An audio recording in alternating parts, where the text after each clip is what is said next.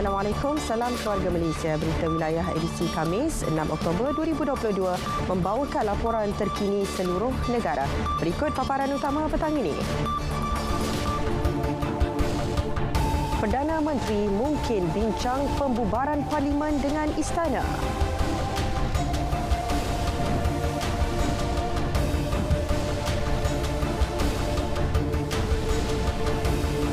Natma beri jaminan operasi kendali banjir dilaksanakan lebih baik.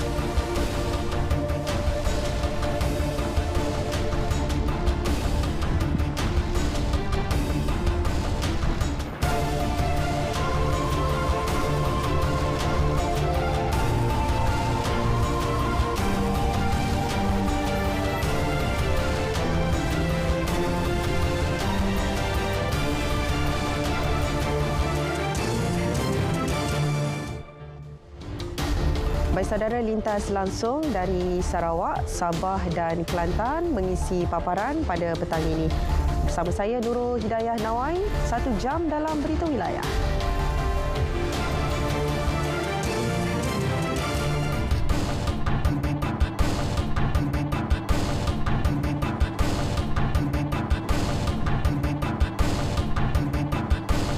Yang di-Pertuan Agong Al-Sultan Abdullah Riayatuddin Al-Mustafa Billah Shah berangkat ke Pusat Ramalan dan Amaran Banjir Negara PRABN pagi tadi. Ketibaan baginda disambut Menteri Alam Sekitar dan Air Datuk Seri Tuan Ibrahim Tuan Man dan Menteri Kesihatan Khairi Jamaluddin serta Ketua Setiausaha Negara Tan Sri Muhammad Zuki Ali.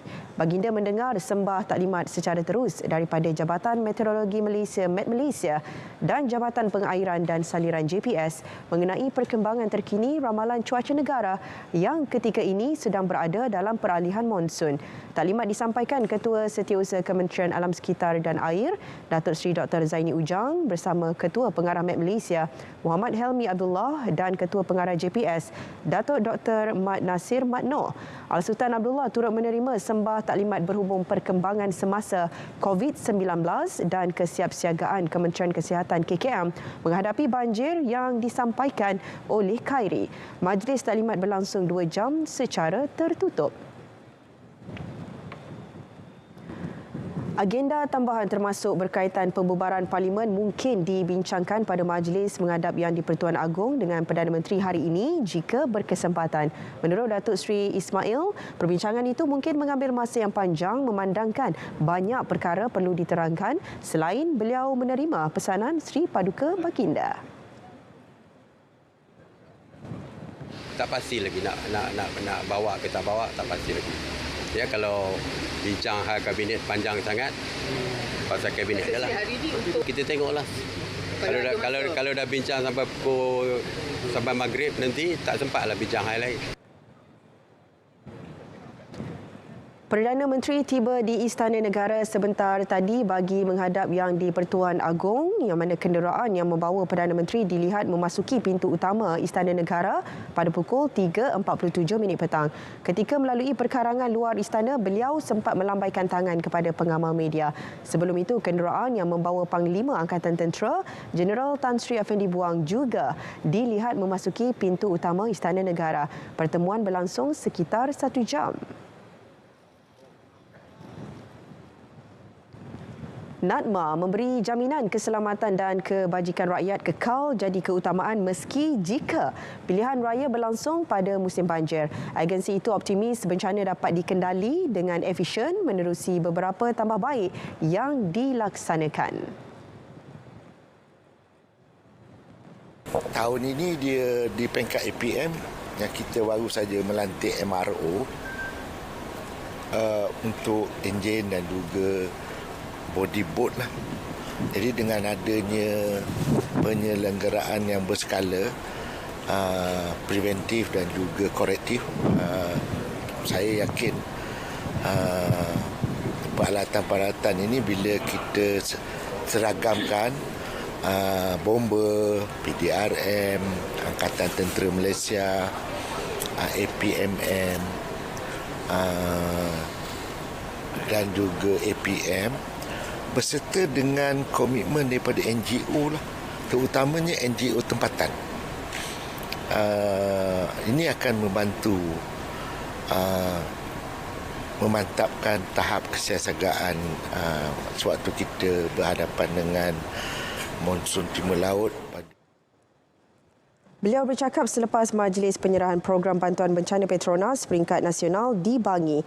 Mengambil iktibar kejadian banjir luar jangka di beberapa kawasan tahun lalu, persiapan turut dilakukan jika kejadian tersebut berulang tahun ini. Jabatan Kerja Raya JKR akan terus memantau kawasan-kawasan cerun yang berisiko bagi melihat sebarang tanda-tanda awal runtuhan demi keselamatan orang ramai. Jelas Timbalan Menteri Kerja Raya Dato' Arthur Joseph Kurup, berikutan musim peralihan monsun timur laut, kejadian tanah runtuh mungkin boleh berlaku. Bagi menghadapi musim peralihan monsun timur laut, JKR sentiasa dalam keadaan bersiap siaga dan JKR daerah turut mengadakan rondaan secara berkala bagi melihat sebarang tanda-tanda awal runtuhan demi keselamatan penduduk dan pengguna jalan raya yang melalui kawasan cerun yang berisiko tinggi. Bagi kawasan yang telah menunjukkan tanda-tanda akan berlaku runtuhan, JKR akan menutup jalan dan akan memasang serta menyediakan pengurusan trafik di tapak pembinaan bagi mengelakkan sebarang kejadian yang tidak diingini berlaku di kawasan tersebut. JKR juga bersedia dari segi logistik sekiranya berlaku runtuhan dengan menutup kawasan runtuhan tersebut menggunakan kanvas sebelum kerja-kerja pembaikan dilaksanakan di kawasan runtuhan. Pada masa sama, beliau turut memaklumkan bagi kawasan Cameron Highlands sahaja terdapat sebanyak 884 bilangan cerun dan 46 daripadanya dalam kategori berisiko tinggi serta 65 daripadanya telah dikenal pasti dalam kategori sangat berisiko tinggi. Sehubungan itu, JKR telah memasang 8 bilangan stesen tolok hujan sebagai persediaan dalam menghadapi ancaman cerun runtuh di sepanjang Jalan Persekutuan di Cameron Highlands. Lembah Kelang, Melaka dan Negeri Sembilan akan mengalami kekerapan hujan lebat lebih ketara berbanding kawasan lain ketika monsun timur laut. Perubahan pola cuaca ini berlaku di kawasan tengah Semenanjung kerana keragaman iklim yang berubah-ubah termasuk mengakibatkan kenaikan suhu ekstrim. Kalau kita fokus kepada monsun timur laut, biasanya monsun timur laut ni kita lebih fokus kepada episod hujan lebat. Episod hujan lebat macam mana kita nak tahu? Kita tengok daripada segi luruan monsun. Luruan monsun ni kita ada luruan monsun daripada Tanah Besar Cina yang memberi hujan lebat kepada negara. Dan kita tengok daripada data-data yang kita ada sejak tahun 1980 sehingga sekarang, trend luruan monsun ni makna dia tak nampaklah ada kita kata kenaikan yang ketara lah. Beliau berkata demikian semasa Forum Iklim Kebangsaan Monsun Timur Laut secara maya bersama Jabatan Pengairan dan Saliran serta Agensi Pengurusan Bencana Negara NADMA. Baik, seterusnya kita ikuti perkembangan cuaca semasa bersama Pegawai Met Malaysia Atika Marzia Mokhtar. Silakan Atika. Assalamualaikum dan salam sejahtera. Kembali bersama Jabatan Meteorologi Malaysia pada petang ini untuk perkembangan cuaca yang terkini. Keadaan cuaca lembap pada petang ini melibatkan negeri-negeri di semenanjung Malaysia, terutamanya di sekitar negeri di utara pantai timur, pedalaman pantai barat semenanjung, juga melibatkan negeri Johor. Walau bagaimanapun, keadaan cuaca lembap ini dijangka akan beransur reda menjelang awal malam nanti. Bagi negeri Sabah dan juga Sarawak pula, keadaan cuaca juga dicerap di hampir kesemua bahagian melibatkan negeri Sabah dan juga di sekitar bahagian utara, tengah dan juga barat negeri Sarawak. Walau bagaimanapun, keadaan cuaca lembap ini dijangka boleh berterusan sehingga ke malam nanti. Untuk anda yang ingin mengetahui tentang keadaan cuaca menjelang awal pagi esok pula, Jabatan Meteorologi Malaysia masih lagi menjangkakan keadaan hujan lebat beserta rebut petir berpotensi untuk berlaku, terutamanya melibatkan kawasan perairan Selat Melaka yang mana keadaan cuaca hujan masih lagi berpotensi untuk bergerak memasuki kawasan daratan negeri Melaka dan juga barat negeri Johor menjelang awal pagi esok. Begitu juga bagi negeri Sabah dan juga Sarawak, keadaan hujan lebat berpotensi untuk berlaku melibatkan bahagian tengah dan juga barat negeri Sarawak serta berkesan untuk memberikan kesan keadaan cuaca lembap lembap di sekitar kawasan pesisir pantai negeri Sarawak dan juga Sabah menjelang awal pagi esok. Baik, ini sahaja ramalan cuaca yang dapat saya kongsikan pada petang ini. Untuk mendapatkan maklumat cuaca yang lebih terperinci, anda boleh layari laman sesawang kami di www.met.gov.my atau menerusi laman sosial media kami seperti yang telah tertera di sini. Sekian dahulu dari Jabatan Meteorologi Malaysia, saya Atika Marzia. Assalamualaikum dan salam sejahtera.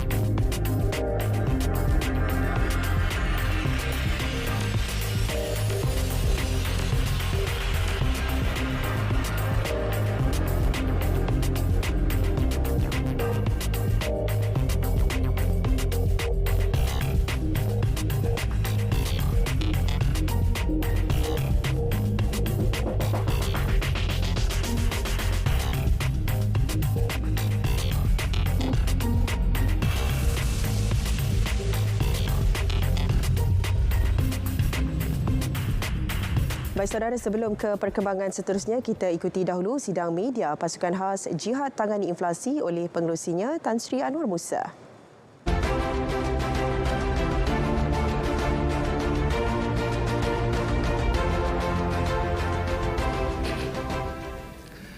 Bismillahirrahmanirrahim. Assalamualaikum warahmatullahi wabarakatuh. Salam sejahtera, selamat petang, salam keluarga Malaysia. Terlebih dahulu saya ucapkan terima kasih kepada rakan-rakan media dan alhamdulillah sekali lagi saya dapat bertemu semula dalam siri pengumuman dan pemakluman hasil mesyuarat jawatankuasa pasukan khas Jihad menangani inflasi setelah hampir 2 minggu saya berada di luar negara. Namun demikian alhamdulillah rakan-rakan sejawat yang berhormat Datuk Seri Alex dan Yang Berhormat Datuk Seri Mustafa Muhammad sebagai anggota jawatankuasa telah pun meneruskan dan telah mengambil beberapa tindakan dan langkah-langkah seperti mana yang diumumkan sebelum pada ini. Pada hari ini saya ingin membuat sedikit penegasan. Ini berikutan ada beberapa pandangan ataupun juga polemik yang terus-menerus ditimbulkan berhubung dengan keupayaan kerajaan menangani inflasi dan juga terdapat beberapa pandangan sinis yang berterusan terhadap keberkesanan jawatankuasa ini. Saya ingin menyatakan dengan tegas bahawa masalah inflasi bukanlah suatu perkara yang boleh dipolitikkan dengan sewenang-wenangnya. Kita perlu sedar dan perlu jujur bahawasanya fenomena inflasi pada masa ini adalah suatu fenomena yang sedang melanda hampir kesemua negara di dunia pada skala yang berbeza-beza. Kita juga harus mengetahui bahawasanya inflasi adalah berpunca daripada faktor-faktor dalaman dan tidak kurang juga faktor-faktor di luar kawalan kita sama sekali, yakni faktor-faktor luaran. Sebagai contoh, apabila berlaku perang di antara negara-negara tertentu yang menyebabkan bekalan ataupun supply chain bagi barangan dan perkhidmatan tertentu terganggu, dia menyumbang kepada faktor kenaikan harga yang juga seterusnya menyumbang kepada inflasi. Begitu juga pasca COVID-19, semua negara perlu membuat adjustment kepada dasar-dasar fiskal dan dasar monetary negara masing-masing, termasuklah membuat adjustment kepada OPR atau kadar interest seperti mana yang sedang rancak berlaku sekarang ini dilakukan oleh beberapa negara yang telah memberikan kesan kepada negara-negara lain. Sebagai contoh, negara United Kingdom terkesan dengan teruknya pada masa ini dalam kedudukan nilai pound sterling berbanding dengan dolar Amerika terendah bagi tempoh 40 tahun kerana tindakan negara Amerika Syarikat menaikkan kadar interest di negara mereka. Dan kita tahu banyak mata wang dunia turut terjejas, termasuklah yen Jepun, won Korea, malah sebahagian besar mata wang negara-negara dagang yang lain turut terjejas, termasuklah juga negara kita.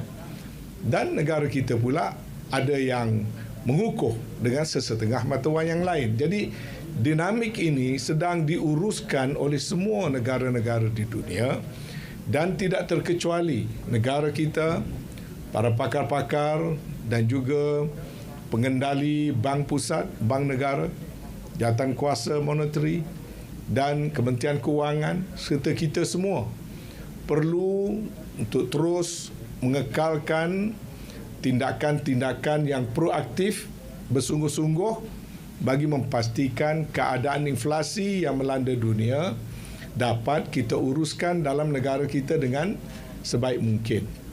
Macam kita katakan pada masa ini, kerana tindakan-tindakan proaktif kerajaan, kita berjaya mengawal kenaikan inflasi pada kadar yang boleh kita uruskan. Kita tidak menyatakan kita dapat menghalang langsung atau melindungi 100% negara kita daripada kesan inflasi. Itu adalah hampir-hampir mustahil.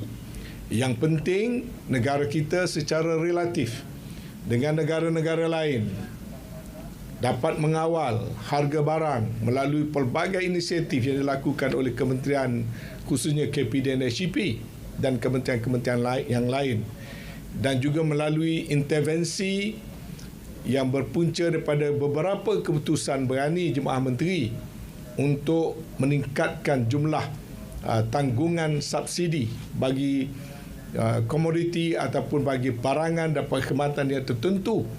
Kita dapat mengekalkan harga petrol pada tahap yang rendah, harga minyak masak pada tahap yang rendah, harga barang-barang utama yang lain yang menjadikan inflasi negara kita berada pada tahap kira-kira 4.7%, yang mana tanpa intervensi kadar inflasi sebenar negara telah pun mungkin melepasi 10%, kita 10.6 atau 10.7%. Jadi apa yang jawatan kuasa ini nak tegaskan ialah jawatan kuasa ini dan kementerian-kementerian yang terbabit akan terus mengambil tindakan-tindakan secara proaktif, memantau 2 minggu sekali, dan dalam mana ada perkara tindakan yang perlu disegerakan terus dibawa ke Jemaah Menteri tanpa melalui formaliti yang biasa, termasuk ada beberapa keputusan yang kita buat pada hari ini dan ada yang kita membuat tindakan secara langsung. Jadi ini adalah tindakan-tindakan berterusan dan proaktif yang saya ingin menegaskan dengan setegas-tegasnya sekali lagi. Menguruskan inflasi bukan satu perkara yang mudah. Ia perlu dilaksanakan secara berterusan dan kerajaan secara sedar dan komited telah menetapkan supaya ada jawatan kuasa bertindak yang mengambil langkah-langkah yang segera berdasarkan kepada keperluan-keperluan bagi melindungi kepentingan rakyat. Jadi polemik bagi tujuan politik, nak meraih populariti dan sebagainya, itu bukan jawapan kepada permasalahan ekonomi. Permasalahan ekonomi negara adalah satu perkara yang real dan dia perlukan kepada tindakan-tindakan, bukan retorik dan bukan politiking yang sebenarnya tidak membawa apa-apa kebaikan kepada rakyat. Pada hari ini juga saya telah mengikuti perkembangan ada kenyataan media yang dikeluarkan oleh ahli parlimen tertentu berhubung dengan pemerhatian beliau tentang keadaan bekalan telur. Oleh kerana perkara ini berbangkit, maka saya bolehlah maklumkan reaksi ataupun tindakan yang telah kita ambil, telah kita bincangkan dan kita boleh mengesahkan. Sememangnya bekalan telur bagi grade-grade yang dikawal adalah berkurangan dalam pasaran. Ya. Pengeluaran telur bagi secara keseluruhan adalah pada tahap biasa malah lebih tinggi daripada keperluan. Tapi kita kena faham ya, dalam pengeluaran telur ada telur yang dikategorikan sebagai grade-grade telur yang diletakkan harga kawalan. Telur grade A, B, C itu ada harga kawalan yang ditetapkan supaya harganya tidak melambung terlalu tinggi dengan kerajaan membuat intervensi, memberikan subsidi sebanyak 3 sen secara berterusan. Dan itu menyebabkan tanggungan kerajaan 34 juta sebulan untuk mensubsidikan 3 sen bagi telur grade A, B dan C. Daripada tinjauan kita mendapati ada kekurangan bekalan telur ini dan tinjauan menunjukkan kekurangan itu kerana subsidi 3 sen itu didakwa oleh pengeluar dan juga pengedar sebagai tidak cukup atraktif kerana kos mereka adalah lebih tinggi. Lalu apa yang dilakukan ialah mereka mengeluarkan lebih banyak telur yang tidak ada harga kawalan. Telur omega dan telur-telur yang lain, grade-grade yang lain, ya, menyebabkan pengeluaran telur bagi grade kawalan menjadi berkurangan. Sebagai contoh, apabila ayam melepasi umur tertentu, maka ayam itu tidak akan mengeluarkan telur dalam grade yang kita kehendaki.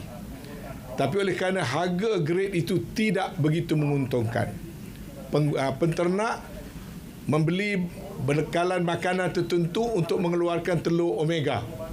Kerana telur omega tidak ada harga kawalan, mereka boleh menaikkan harga.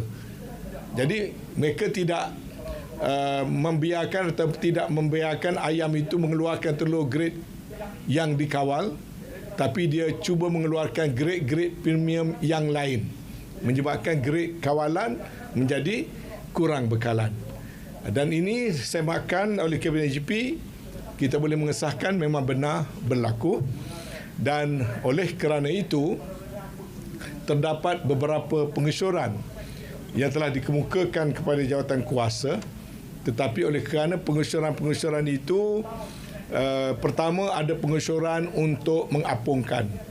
Jawatan kuasa mengambil keputusan untuk menolak pengesyuran untuk menaikkan harga atau mengapungkan grade kawalan, dan kita berpandangan harga grade kawalan hendaklah dikekalkan. Jadi untuk mengatasi masalah, maka satu lagi perkara yang dicadangkan adalah untuk menyemak semula ataupun membuat review kepada jumlah subsidi yang diberikan kepada pengeluar-pengeluar telur bagi grade A, B dan C yang pada masa ini hanya pada tahap 3 sen kepada satu tahap baru yang lebih besar. Oleh kerana ini di luar skop yang boleh diluluskan atau dikomit oleh jawatan kuasa, maka perkara ini akan dibawa ke mesyuarat Jemaah Menteri besok, kerana dia ada melibatkan implikasi keuangan. Sekiranya nilai yang diluluskan setakat ini 34 juta sebulan, sebarang kenaikan ada implikasi keuangan pada kerajaan, maka pengesyuran jawatan kuasa jihad yang bermesyuarat pada hari ini bagi grade kawalan telur grade kawalan A, B dan C akan dibawa untuk dipertimbangkan dalam mesyuarat Jemaah Menteri besok. Sementara itu, usaha untuk meningkatkan lebih banyak jualan murah keluarga Malaysia sedang dilaksanakan, dan saya boleh melaporkan kedudukan terbaru jualan murah keluarga Malaysia sekarang ini sedang dilaksanakan di 585 premis, dan ini adalah angka terbesar sejak program ini dilancarkan dan telah mencapai tahap 92% daripada sasaran jumlah premis ataupun kedai yang melaksanakan program jualan murah keluarga Malaysia di 585 premis ataupun 500 yang meliputi 585 kawasan-kawasan Dewan Undangan Negeri di seluruh negara. Kita harap kita akan terus membuka lagi di beberapa kawasan yang belum melaksanakan program ini seperti mana yang kita matlamatkan bagi sebanyak 639 premis semua sekali.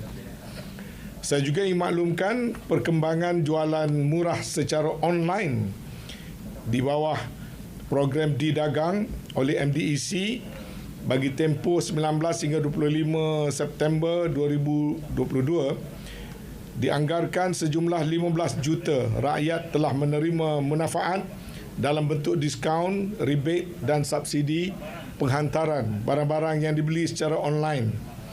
Dan dia melibatkan 241,000 peniaga mendapat manfaat daripada program ini, di mana 49,000 darinya adalah peniaga-peniaga baru dan 91,000 adalah pengusaha-pengusaha daripada kalangan wanita yang aktif dalam perniagaan secara online. Sejumlah 741.38 juta nilai barangan dagangan telah dijana dan sebanyak 15 juta transaksi telah direkodkan pembelian yang dibuat secara online sejak ianya dilancarkan di bawah program JMKM Didagang dikendalikan oleh MDEC ataupun Malaysia Digital Economy Corporation di bawah KCOM.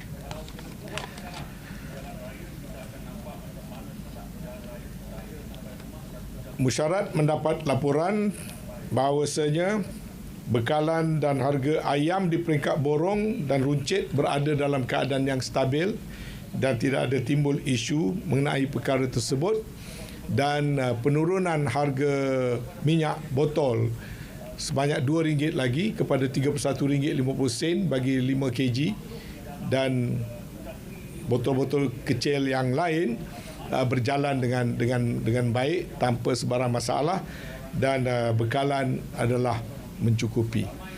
Namun begitu,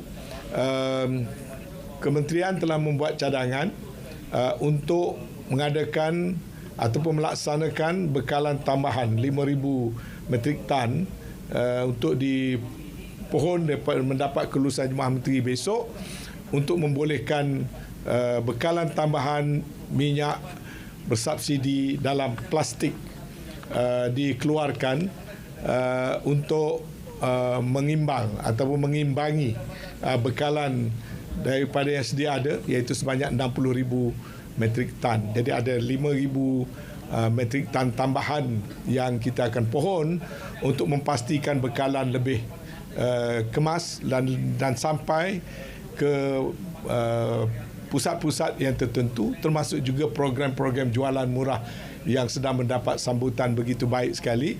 Maka minyak masak dalam plastik dengan harga RM2.50 akan ditambah jumlahnya supaya lebih ramai dapat mendapat bekalan minyak masak bersubsidi dalam plastik. Itu antara beberapa keputusan yang telah dibuat dalam mesyuarat pada hari ini. Okey.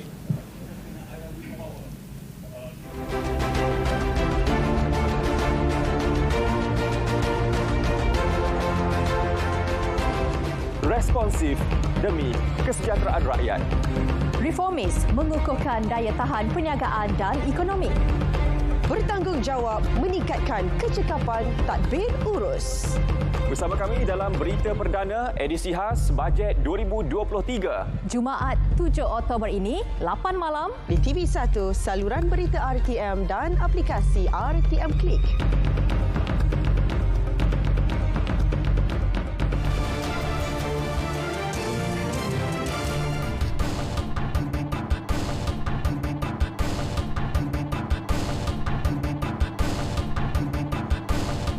Baik, saudara, kembali dalam berita wilayah. Kita ke Sarawak. Antara fokus berita dari Bumi Kenyalang, Sibu Sarawak menjadi tuan rumah bagi persidangan antarabangsa Participatory Design Conference PDC pada tahun 2024.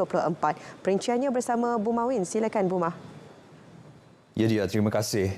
Sarawak berjaya menewaskan pesaing utama lain di seluruh dunia untuk menjadi destinasi pertama di Asia dan yang pertama di Malaysia untuk menjadi tuan rumah Participatory Design Conference PDC pada tahun 2024 di Sibu.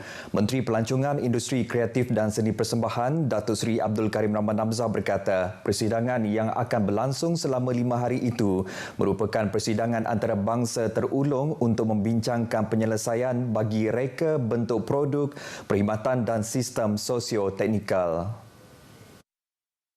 Jelasnya antara sosio-teknikal, sistem yang melibatkan manusia dan teknologi ialah email, blog dan media sosial. Bertemakan Reaching Out, Connecting Beyond Participation, persidangan akan melibatkan 500 peserta mewakili 50 buah negara bertujuan mengembangkan pakatan baharu dengan komuniti penyelidik, pemegang taruh dan pengamal di media dan luar negara. Bercakap dalam sidang media di Kuching, Datuk Seri Abdul Karim menambah PDC sangat penting bagi Sarawak kerana ia selari dengan strategi pembangunan pasca COVID-19 untuk mencapai kemakmuran ekonomi, keterangkuman sosial dan kelestarian alam sekitar. PDC dianjurkan oleh Universiti Teknologi Sarawak UTS dan disokong Kerajaan Negeri akan berlangsung di Dewan Persidangan UTS yang kini sedang dibina dan Dewan yang mampu menempatkan sekitar 4,000 orang itu dijadual siap penghujung tahun ini. Sementara itu, Naib Chancellor UTS, Profesor Datuk Dr. Khairuddin Abdul Hamid menjelaskan antara pengisian persidangan tersebut adalah penglibatan peserta dengan komuniti tempatan untuk membangunkan projek bersama, bengkel selain sesi khas dengan pihak penggubal polisi. Amerika Syarikat sedia mengukuhkan kerjasama dengan Kerajaan Sarawak dalam pelbagai bidang. Duta Besar Amerika Syarikat ke Malaysia, Brian McFeeters berkata, ini terutama dalam kemampuan Kerajaan Sarawak menerokai sumber tenaga boleh diperbaharui. Today I'm looking forward to meeting some of the officials working on forestry, on energy, officials from Petros, and seeing the wonderful new museum here that I've heard about. So the team and I are really looking forward to re-establishing many of our partnerships with Sarawak. Beliau berkata demikian kepada pemberita selepas mengadakan kunjungan hormat ke atas Premier Sarawak Datuk Patinggi Tan Sri Abang Johari Tonopeng di Kompleks Dewan Undangan Negeri di Petrajaya, Kuching. Mengulas tentang pertemuan itu, Brian memberitahu pertemuan hampir sejam bersama Premier Sarawak turut membincangkan berkaitan usaha yang boleh dilakukan oleh syarikat-syarikat daripada Amerika Syarikat bersama Sarawak dalam menangani krisis perubahan iklim ketika ini. Sementara itu, Premier Sarawak hari ini turut menerima kunjungan hormat daripada Pesuruhjaya Tinggi New Zealand ke Malaysia, Pam Chong Dun. Hub Inovasi Digital Sibu, Sibu DIH akan menjadi hub inovasi digital yang pertama yang bakal menyediakan perkhidmatan sewaan perkakas digital seperti komputer berkuasa tinggi, kamera dan peralatan audio yang terkini. Menurut Ketua Pegawai Eksekutif Perbadanan Ekonomi Digital Sarawak SDEC, Sudanoto Osman, perkhidmatan ini diharap dapat menjadi pemangkin kepada peningkatan produktiviti dan kualiti hasil kerja oleh golongan kreatif digital dan juga pengaturcaraan di Sibu daripada sudut reka bentuk grafik dan penghasilan aplikasi. Katanya hub ini yang merangkumi 3 lot kedai siap bulan Februari lalu dan mempunyai ruang kira-kira 362 meter persegi. Pusat ini mempunyai ruang seminar dan perbincangan selain ruang bekerja guna sama dan pejabat persendirian untuk para syarikat pemula yang mahu menjadikan hub berkenaan sebagai pusat operasi mereka. Sibu DIH turut mempunyai kemudahan yang sama dengan Digital Innovation Hub yang lain di seluruh Sarawak, termasuklah ruang seminar ataupun event space, ruang perbincangan dan untuk para syarikat pemula juga terdapat ruang bekerja secara co-working atau ruang pejabat persendirian. Berucap pada majlis perasmian hub tersebut, Sudanoto memberitahu DIH itu juga telah menganjurkan pelbagai program yang bertemakan inovasi, perusahaan digital dan pembangunan bakatkan diri dalam bidang teknologi digital. Sementara itu, Timbalan Menteri Pendidikan dan Inovasi Dr. Anwar Apai ketika ditemui memberitahu hub itu merupakan salah satu hub yang paling aktif di Sarawak. Saya percaya dengan Khalif Sdn Bhd yang menerogi program-program di sini akan dapat menambah lagi lebih ramai anak muda dalam innovation ini. Saya ingin hendak melihat lebih banyak yang berbentuk pendidikan untuk dilahirkan supaya dapat memberi impak yang besar kepada pelajar-pelajar di luar bandar. Sudarnoto ketika sidang media selepas perasmian hub itu mendedahkan SDEC menyasar untuk membantu melahirkan 3 buah syarikat pemula setahun untuk hub Sibu DIH. Katanya jika digabungkan jumlah dengan beberapa lagi DIH di seluruh Sarawak, pihaknya menjangka akan dapat membantu melahirkan sekitar 20 syarikat pemula di Sarawak setiap tahun. Baik, seramai 37 pelajar yang melanjutkan pelajaran ke Pusat Pengajian Tinggi dan Tingkatan 6 menerima bantuan pendidikan daripada Pusat Hikmat Dewan Undangan Negeri Dun Macan. Adun Macan, Alan Siden Gramong berharap bantuan tersebut sedikit sebanyak membantu mereka melanjutkan pelajaran serta menggunakan bantuan tersebut dengan sebaiknya. Alan menyuruh agar peluang yang ada ini digunakan sebaik mungkin dalam mengejar kejayaan yang ingin dicapai. Beliau berkata demikian dalam majlis penyerahan bantuan pendidikan sekali bayar bertempat di bilik mesyuarat PBB Dun Macan di Kanowit. Bagi Henry juga selaku wakil penerima bantuan itu berterima kasih atas keprihatinan yang diberikan ini.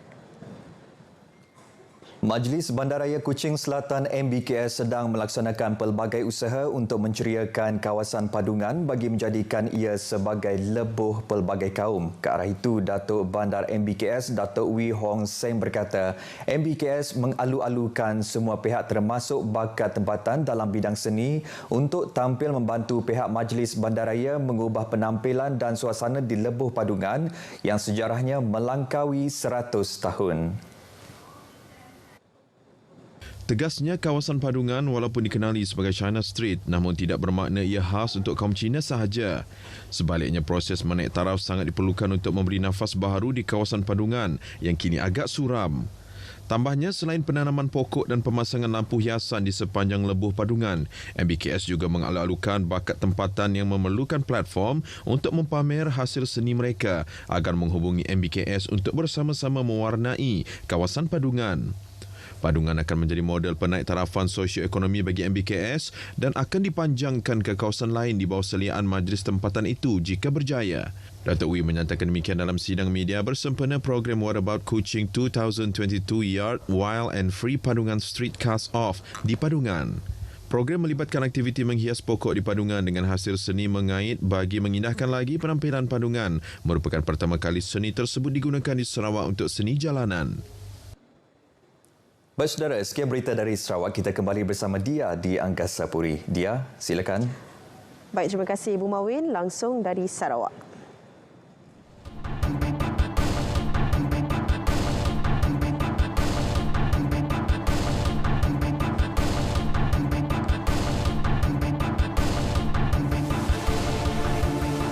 Saudara, Fokus Negeri di Bawah Bayu PIBG di Saran memohon bantuan aktiviti PIBG Sabah. Terus bersama Radwin Robin di Kota Kinabalu. Silakan Radwin. Baik dia. Persatuan Ibu Bapa dan Guru PIBG di negeri ini di Saran memohon bantuan aktiviti PIBG Sabah Bagus yang disediakan kerajaan negeri melalui Pejabat Menteri Tugas-Tugas Khas. Insentif baharu yang diperkenal itu membabitkan peruntukan RM35 juta untuk pelaksanaan program bantuan pendidikan negeri tahun ini selaras usaha memperkasa modal insan. Menteri Tugas-Tugas Khas Datuk Muhammad Arifin Muhammad Arif berkata, setiap PIBG akan menerima bantuan secara sekali bayar berjumlah RM2,000 untuk pelaksanaan aktiviti persatuan. Lebih 1,500 PIBG terdapat di Sabah. Jadi saya memohon kepada semua PIBG, pengurusi atau yang dipertua PIBG masing-masing, sekiranya belum mendapat bantuan ini, harap memohon kepada kementerian saya.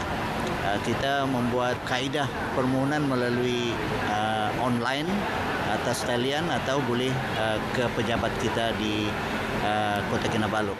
Beliau ditemui media selepas menyempurnakan Majlis Penyampaian Bantuan-Bantuan Pendidikan dan Zakat Peringkat Daerah Sandakan 2022.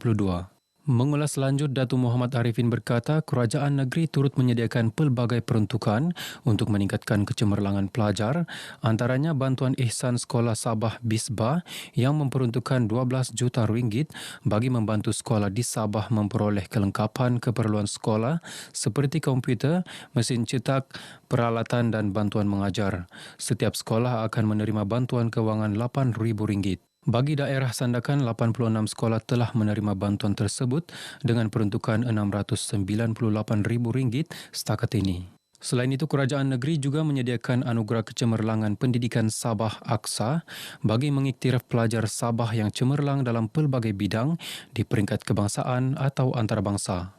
Turut diberi bantuan ihsan tabung pendidikan anak negeri Bistari yang menawarkan bantuan simpanan RM100 kepada setiap bayi yang lahir tahun ini dan ibu bapa atau penjaga berasal dari Sabah dengan peruntukan dana RM5 juta. Seramai 1,143 graduan Giat Mara Sabah menerima sijil kemahiran Malaysia SKM dalam Majlis Graduasi Giat Mara 2022 yang berlangsung di Dewan Saadah Wisma Muiz Kota Kinabalu. Ketua Eksekutif Giat Mara Malaysia Datuk Jabar Azman Jaafar berkata jumlah itu adalah daripada 4,221 graduan di Sabah yang berjaya menamatkan latihan dan menerima sijil profesional Giat Mara bagi tahun 2019, 2020 dan 2021.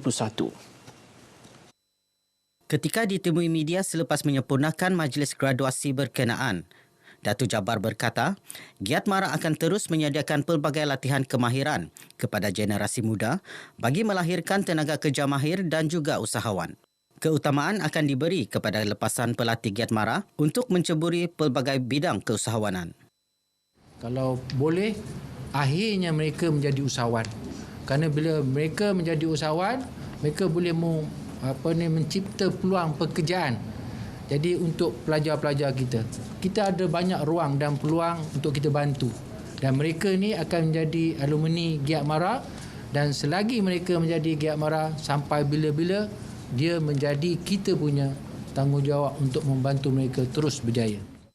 Sementara itu, graduan yang ditemui mengakui latihan kemahiran yang disediakan Giat Mara dapat diaplikasikan untuk menjana pendapatan. Kursus ni sangat memudahkan, banyak membantu dalam kerjaan saya sekarang ni, meningkatkan kita punya kemahiran dalam elektrik. Macam saya ambil elektrikal. Bila sudah keluar dari Giat Mara, Kak pergi praktikal, Kak sangat yakin sekarang dan Kak dah ambil upah menjahit beg untuk ibu-ibu pergi masjid, pergi mengaji. Alhamdulillah masa bulan puasa banyak sangat tempahan. Alhamdulillah. Tujuan saya mengambil kursus ni sebagai mencari pengalaman dari segi belajar jahitan lansir, jahitan pakaian dan sebagainya lah. Mungkin selepas ni saya akan mengambil bahagian lain daripada jahitan seperti membuat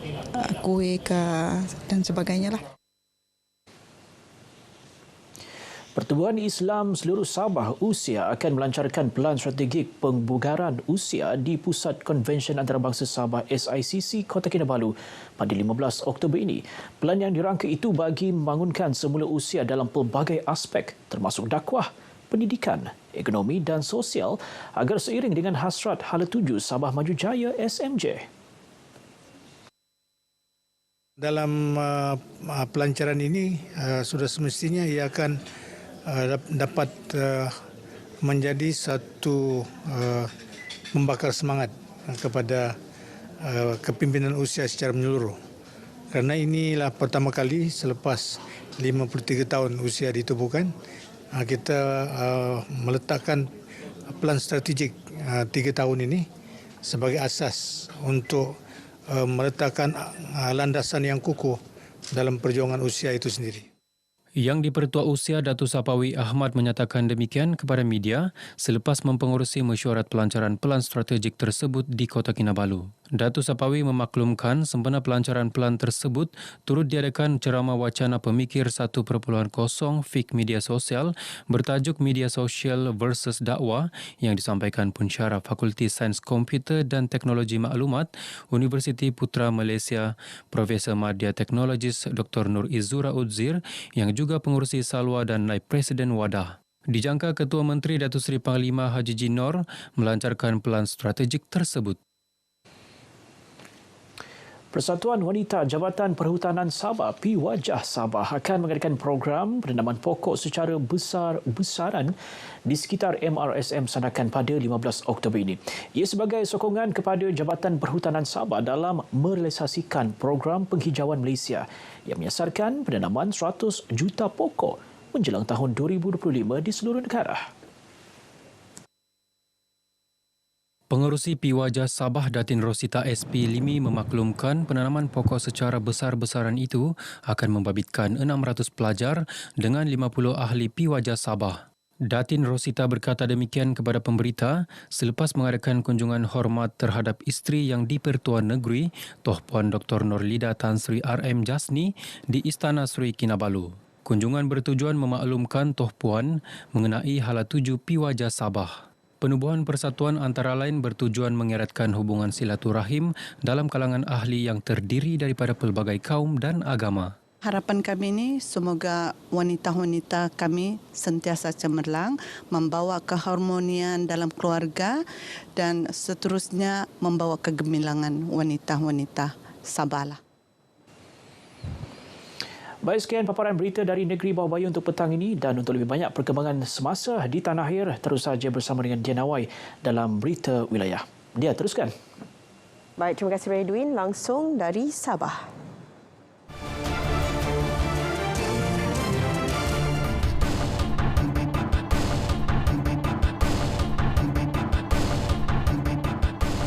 Saudara, pembentangan bajet 2023 esok membawa harapan besar kepada seluruh keluarga Malaysia termasuk di Pantai Timur. Golongan belia dan OKU antara yang ternanti-nanti. Apa khabar gembira yang bakal dinikmati? Perinciannya langsung dari Kelantan bersama Muhammad Azidi Abdullah. Silakan Azidi.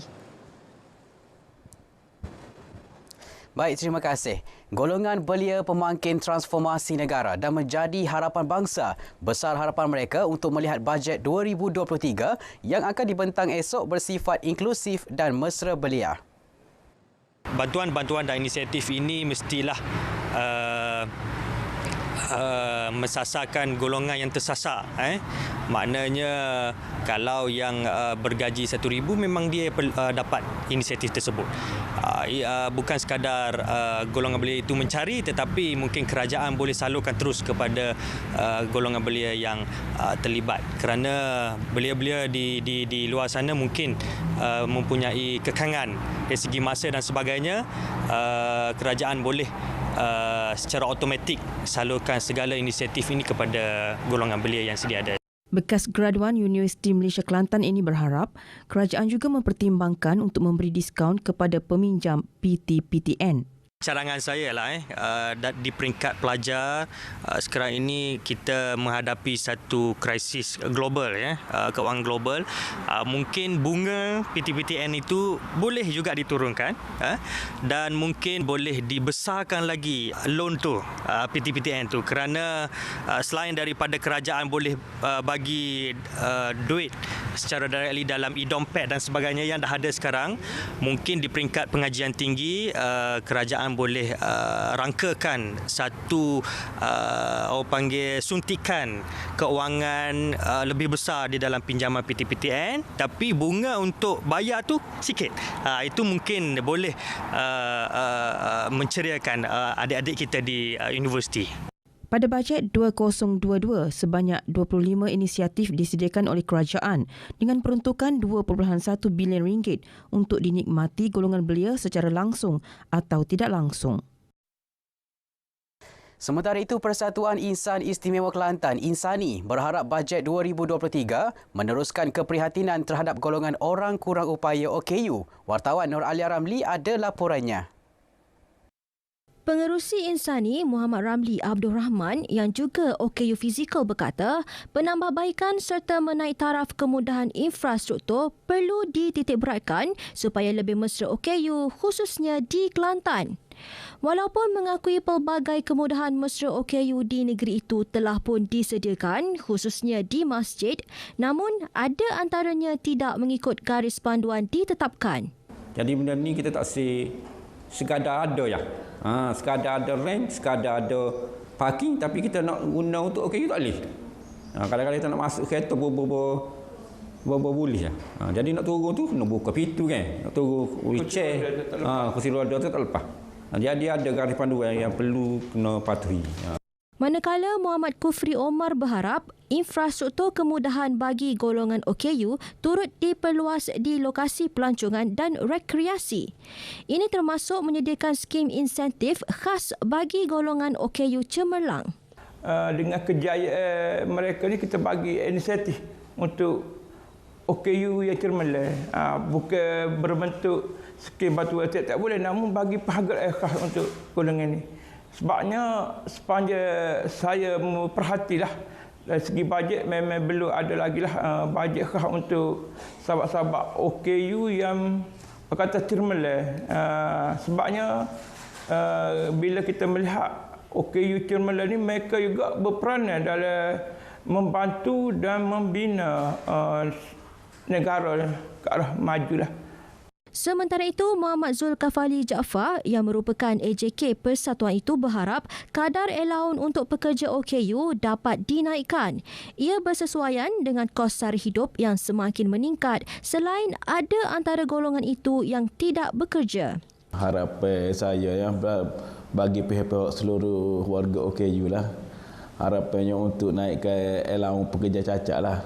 Manakala kos sara hidup sekarang kan makin meningkat. Mana dengan 400.5 tu alhamdulillah dah. Tapi kalau kerajaan boleh naikkan lagi bersyukur. Setakat ini terdapat 40,000 golongan OKU yang berdaftar di bawah Jabatan Kebajikan Masyarakat Kelantan. Golongan OKU ini diharap merebut peluang untuk terus meningkatkan kualiti hidup menerusi pelbagai kemudahan yang bakal diumumkan menerusi bajet 2023. Nu'ala Ramli, RTM. Dua bahan itu tadi mengakhiri berita wilayah dari Kelantan. Kembali ke Angkasa Puri. Baik, terima kasih Azidi langsung dari Kelantan.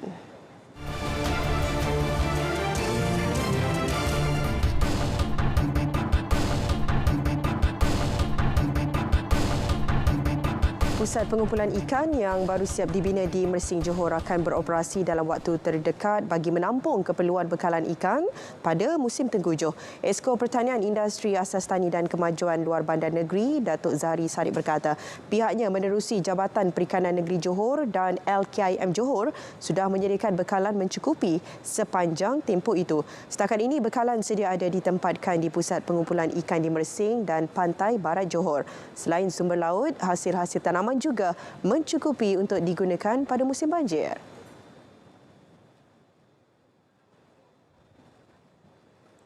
Jabatan Perikanan maklumkan bahawa kerajaan sedang dalam proses atau sedang usaha untuk tambah lesen perikanan laut dalam. Ini pun untuk tambahkan hasil pengeluaran tangkapan ikan. Ia semuanya adalah untuk pastikan bekalan ikan cukup waktu banjir, waktu tengkujuh dan sebagainya. Beliau menyatakannya selepas merasmikan program kolaborasi antara syarikat peneraju dan pengusaha tanaman serta industri asas tani di Johor Bahru. 3 lelaki dan seorang wanita tempatan ditahan dipercayai menjalankan aktiviti perjudian tanpa lesen dalam 4 serbuan di sekitar Johor Bahru membabitkan Masai, Ulu Tiram dan Johor Jaya. Serbuan dibuat selepas mendapatkan aduan melalui akaun Facebook rasmi Polis Johor. Ketua Polis Daerah Sri Alam, Superintenden Muhammad Suhaimi Ishak memaklumkan kesemua suspek sedang menjalankan aktiviti perjudian semasa serbuan dilakukan. Beberapa peralatan judi serta wang ringgit berjumlah RM1,555 dirampas. Kesemua ditahan berusia 23 hingga 53 tahun.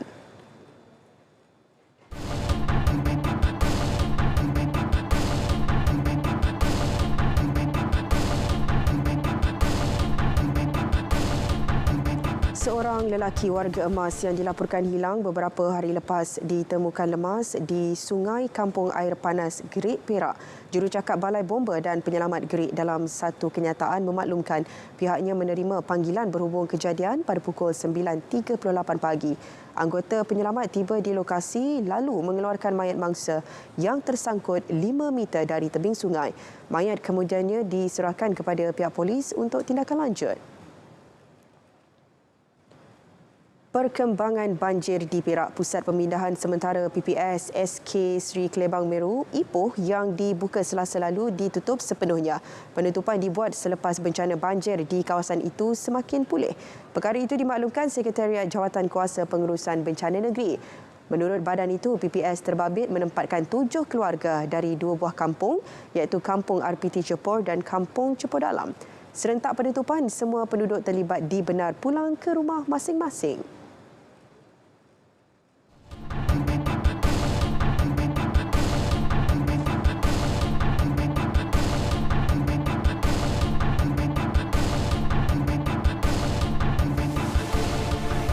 349 unit mesin Bitcoin bernilai hampir 2 juta ringgit dirampas menerusi operasi bersepadu Ops Renjat di 5 premis tidak berpenghuni sekitar Kajang. Ketua Pegawai Eksekutifnya Suruhanjaya Tenaga, Abdul Razib Daud berkata kegiatan pengusikan sambungan pintasan haram terus tanpa melalui meter menyebabkan kerugian pihak utiliti. Operasi dijalankan berikutan aduan pengguna kerap mengalami gangguan bekalan termasuk hasil intipan ST dan TNB.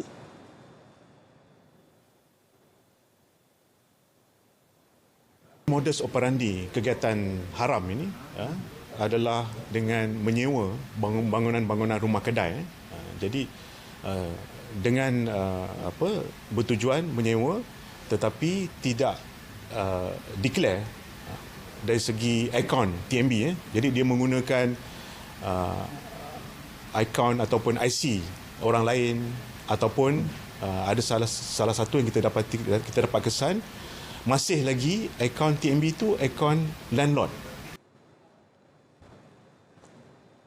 Mahkamah Tinggi Kuala Lumpur menetapkan 28 Oktober ini bagi tarikh keputusan terhadap 4 pertuduhan pecah amanah dan pengubahan wang haram bernilai 1.22 juta ringgit terhadap Ahli Parlimen Muar Syed Saddiq Syed Abdul Rahman. Pesuruhjaya Kehakiman Datuk Azhar Abdul Hamid menetapkan tarikh itu selepas pihak pendakwaan dan pembelaan selesai hujahan di akhir kes pendakwaan. Pada 27 September lalu, pendakwaan menutup kes terbabit selepas 30 saksi selesai memberi keterangan dalam pembicaraan bermula 21 Jun tahun ini. Antara saksi termasuk ibu bapa Syed Saddiq, bekas penolong bendahari Armada Bersatu Rafiq Hakim Razali selain 3 pegawai penyiasat SPRM.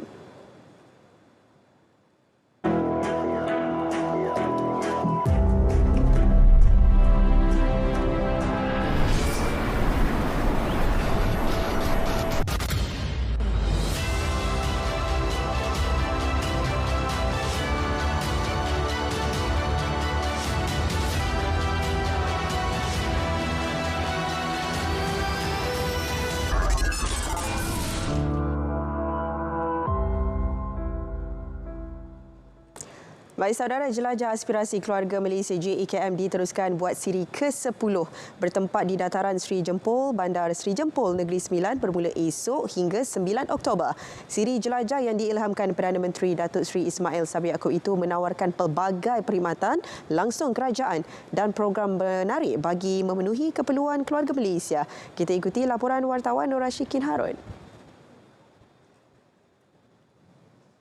27 reruai kaunter perkhidmatan pelbagai kementerian, agensi kerajaan persekutuan dan agensi kerajaan negeri mengambil bahagian.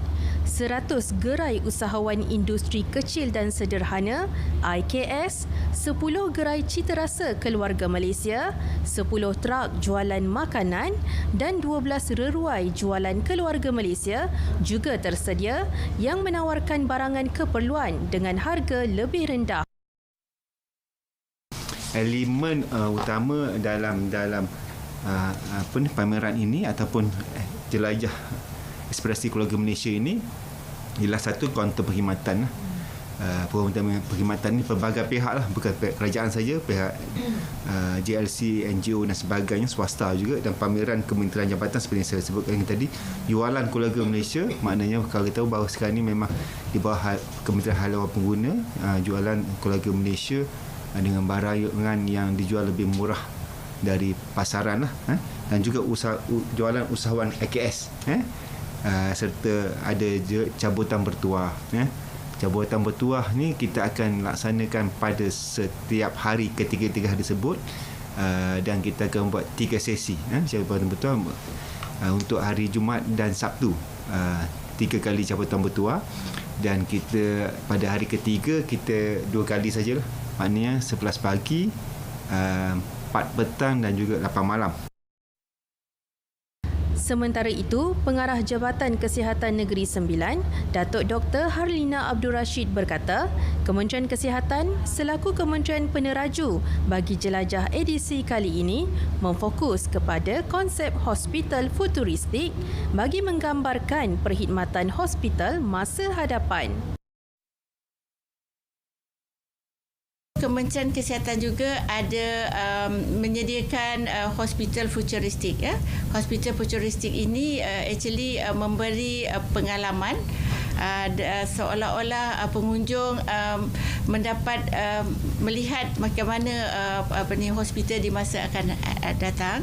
Yang mana antara aktiviti yang boleh dilihat nanti ialah demonstrasi, pameran dan demonstrasi Smart Hospital, pameran dan demonstrasi automated 3D dentures, dan juga pameran dan demonstrasi robotic rehab. Jadi ini adalah satu perkara yang sangat menarik, dan pengunjung-pengunjung diharapkan tidak melepaskan peluang untuk hadir. Di JAKM ini juga terdapat padanan perniagaan yang melibatkan 10 syarikat pasaran tempatan, e-dagang, logistik, peruncitan dan koperasi yang turut mengambil bahagian. Peluang perkembangan perniagaan disedia di sini selain khidmat nasihat secara percuma kepada usahawan tempatan. Perdana Menteri Datuk Seri Ismail Sabri Yaakob dijadual merasmikan JAKM ini pada 8 Oktober. Karnival Kerjaya Jamin Kerja Keluarga Malaysia yang menawarkan 4,132 kekosongan jawatan, Funride Jelajah Aspirasi Keluarga Malaysia dan pelbagai jenis perkhidmatan meliputi sektor swasta, GLC dan kerajaan disediakan di Jelajah Aspirasi Keluarga Malaysia siri ke-10 peringkat Negeri Sembilan. Keluarga Malaysia boleh datang ke Dataran Seri Jempol di Bandar Seri Jempol bermula esok sehingga 9 Oktober bagi sama-sama memeriahkan pengisian program dan mendapatkan perkhidmatan yang ditawarkan. Laporan Nur Rashikin Harun untuk RTM.